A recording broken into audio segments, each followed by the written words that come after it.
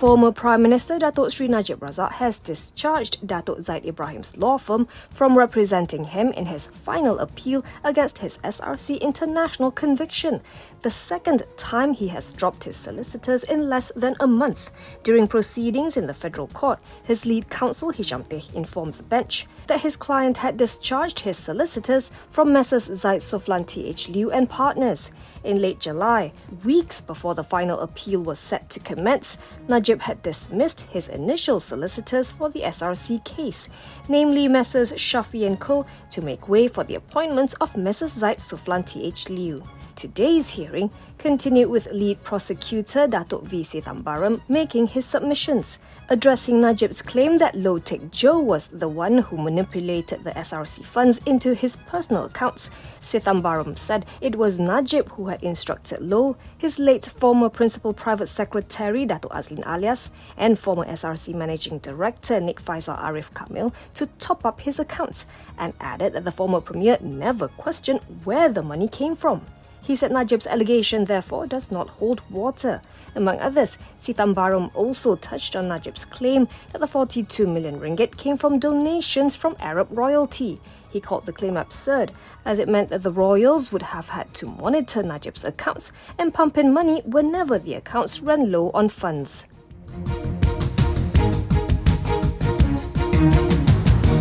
Carlsberg Brewery Malaysia says second quarter FY22 net profit more than doubled to 88.95 million ringgit from 37.14 million ringgit a year ago, as revenue jumped amid normalising operations and consumer activities due to COVID-19's transition to endemicity.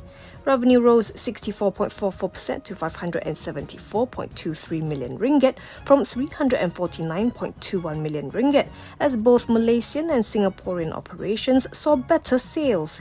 It announced a second interim dividend of 22 cents per share. For the cumulative 6 months, its net profit expanded 74.27% to 180.53 million ringgit from 103.59 million ringgit a year ago. Revenue rose 39.36% to 1.23 billion ringgit from 881.2 million ringgit. Carlsberg Managing Director Stefano Clini said the group remains cautious about its outlook due to the disruptions in the global supply chain and the escalating commodity prices, which have been further aggravated by the Ukraine-Russia crisis. Clini also expects rising global inflationary pressures to affect consumer sentiment and disposable incomes. Shares in Carlsberg closed 0.92% higher at 24 ringgit 22 cent for a market capitalization of 7.41 billion ringgit.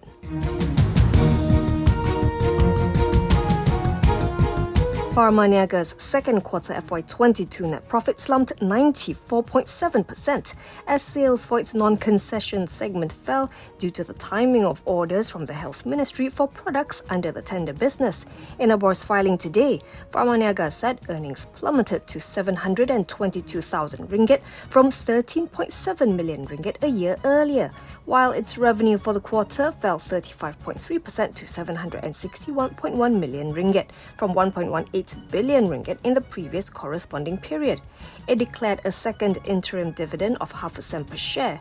For the cumulative 6 months, net profit fell 22.8% to 28.46 million ringgit from 36.84 million ringgit a year ago, as revenue slipped 12.6% to 1.72 billion ringgit from 1.97 billion ringgit.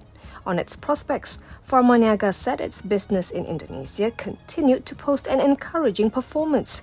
On the local front, the group said it is focusing on leveraging its business portfolio in the private market, especially for over-the-counter and ethical products, to pharmacies, hospitals and clinics across the country.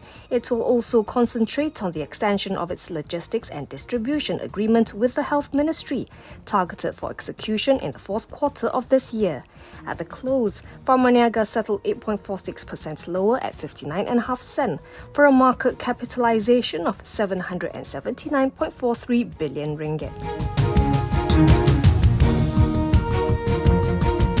Bursa Malaysia Chairman Tan Sri Abdul Wahid Omar says the local bourse operator and regulator is confident that the foreign shareholding in Malaysian markets will recover from the current 20.2%, though not to the pre-COVID-19 pandemic level of 22.3% due to global uncertainties.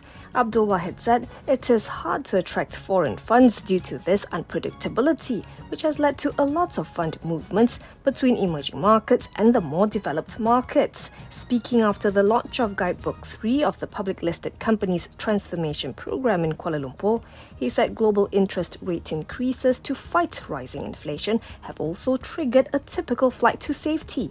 However, he added Bursa believes the global return to monetary policy normalisation as COVID-19 concerns ease will benefit markets with strong financial institutions.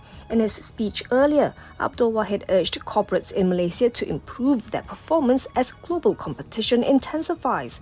What is important, he said, is the presence of quality listed issuers with solid and stable businesses and growth potential.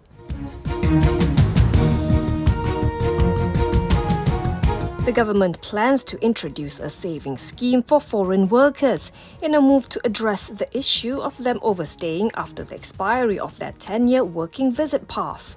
Quoting Human Resources Minister Datuk Seri M. Sarawanan, Bernama reports that the scheme will be implemented with the condition that the savings can only be withdrawn in the workers' countries of origin after 10 years.